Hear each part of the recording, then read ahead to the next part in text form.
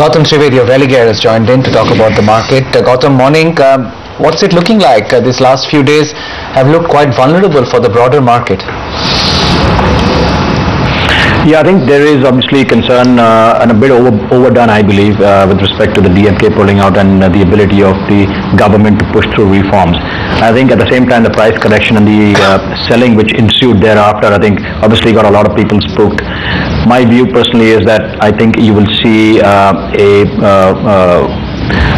rally, a mild rally. Again, I don't mean a big rally, but I think you will see foreign funds waking up and saying, okay, maybe this is not that big a deal after all. I mean, the way we see it is there are two sets of reforms taking place parallelly.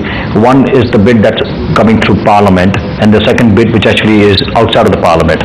So you have things like the pension bill, the insurance bill, all of these which are driven by the Parliament. Of course, to some extent, even the diesel price hike, you may face opposition.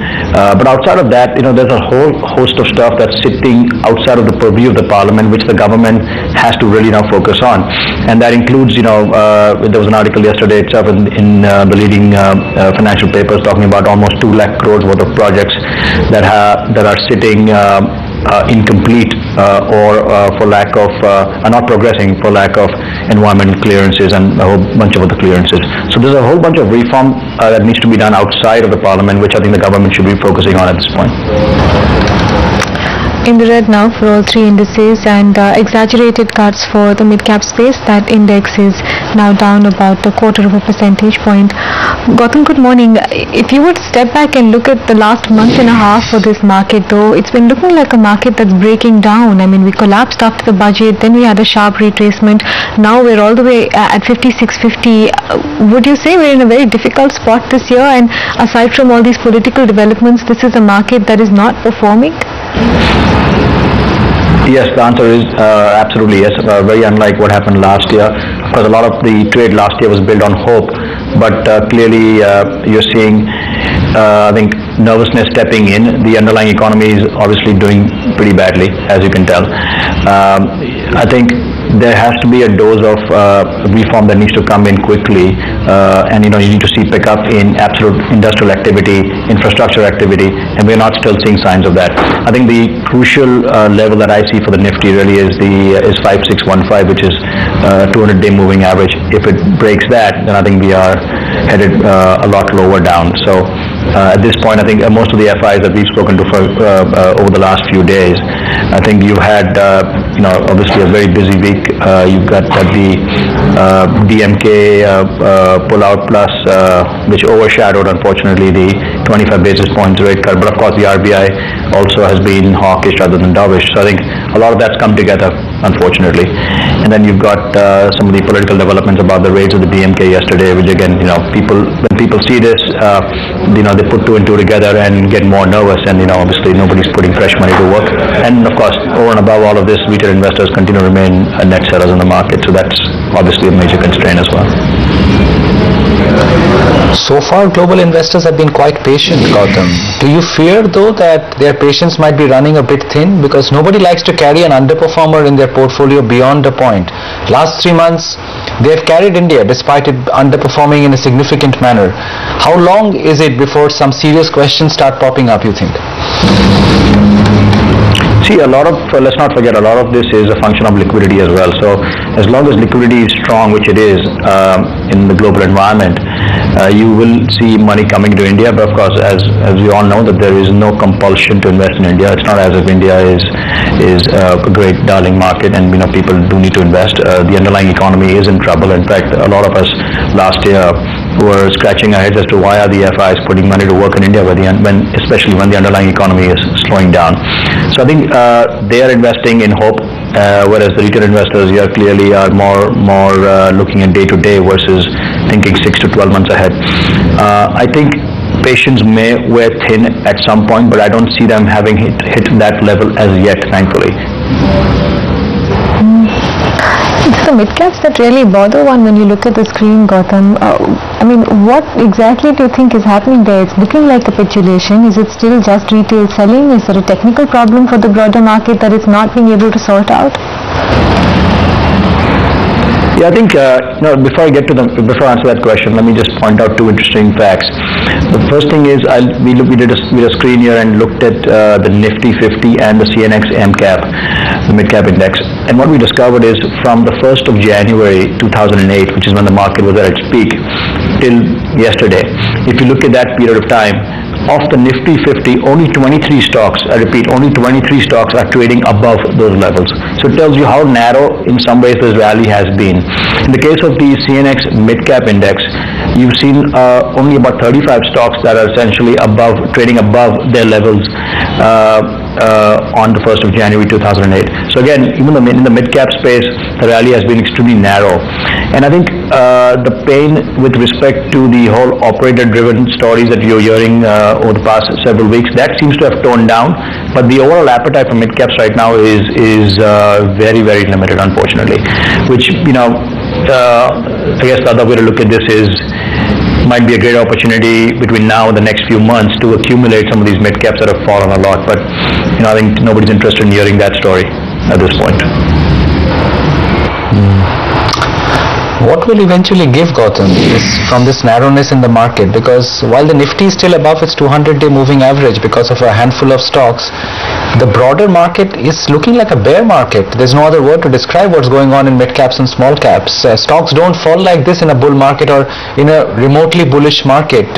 Do you think the Nifty will eventually come around to reflecting the broader market, or do you think the Nifty might still be left standing because of FI money while the destruction continues underneath?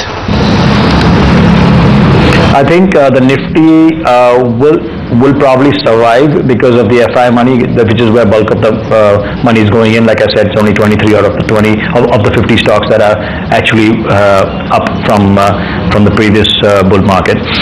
But having said that, I think mid-cap interest at this point is extremely low, and I've said this in the past as well. There are a whole bunch of FIs who do invest actively in the mid-cap space. We're not seeing those guys coming back anytime soon. So unfortunately, I think the mid-cap space will continue to remain listless and or correct further, and I think the large cap is really where the action is at this point. Okay, Gautam, stay on. We need to take a break with the news that the market has recovered at the top end, but the mid-caps are still struggling. Not great on the market breadth either. We'll come back with more. Collapsed among many other stocks. Gautam Trivedi of Religare has been speaking to us. Gautam, the one part of the market which has held it up so far is IT, though it is looking like a bit crowded, that trade. You're sure that this current quarter's earnings will hold up this optimism and you won't see any damage to sentiment from that? I can't forecast that necessarily, but the fact is, I think the one place that people find that's sort of delinked from the Indian domestic slowdown, of course, is IT. So a lot of people are parking in the money in IT stocks, but I think again there's a differentiation within these names as well. TCS is clearly quite stretched at these valuations. We still continue to prefer the Tech Mahindra Satyam trade, and I think that's really a stock one should be looking out for. The High Court order should be coming through pretty soon and confirming the merger, after which it will become the fourth largest IT company in India, and having a valuation discount of 35 to 40% to the big three is totally unwarranted. So I think that's a stock that we like within the space, but overall I think we're pretty positive on the IT spend. The IT spend in general, I think last year calendar was about 2%, saw a 2% increase in the US, and this year I think we're looking at about 3 to 3.5%, which will be obviously positive from the Indian IT names. So continue to like the IT space given what's happening on the domestic front. The breakdown has happened on private sector banks and autos, Gautam. On those two, do you think there's more pressure coming? I think in autos, yes, but let's again look at the names in there. You got Bajaj Auto, I think, which has got slammed significantly in the last few days on this entire Sri Lankan UN resolution issue. Frankly, we've spoken to our joint venture partners in Sri Lanka, and I think the mood there is quite different from what it is here. As much as it's being made out to be a big deal in India, more so because I guess the DMK pulled out. I don't think the issue of India supporting or not supporting Sri Lanka is that big a deal back home in Sri Lanka. It is significant, but it's not as big as it's being made out to be out here. One. Two, the concern about an import duty being slapped on two-wheeler imports into Sri Lanka, I think, is a bit unfounded.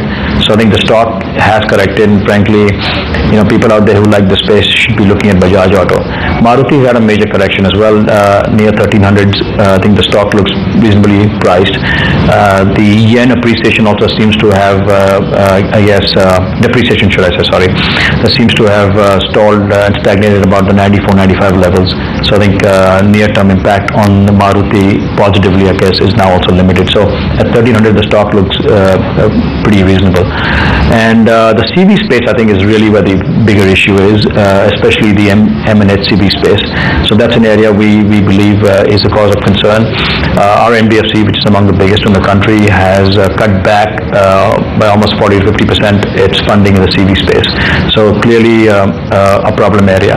LCVs are doing well, but unfortunately there's not one way to play only LCVs. So I think as far as autos are concerned, that's really where what we like and don't like. What about Tata Motors, Gautam? Because your point on CV is taken, but Tata Motors swings more on JLR news rather than commercial vehicle news. And on that front, there has been disappointment with some new Chinese emission norms. At 270, 275, is it a buy for you? I think it's a buy. We've actually been very active in that name.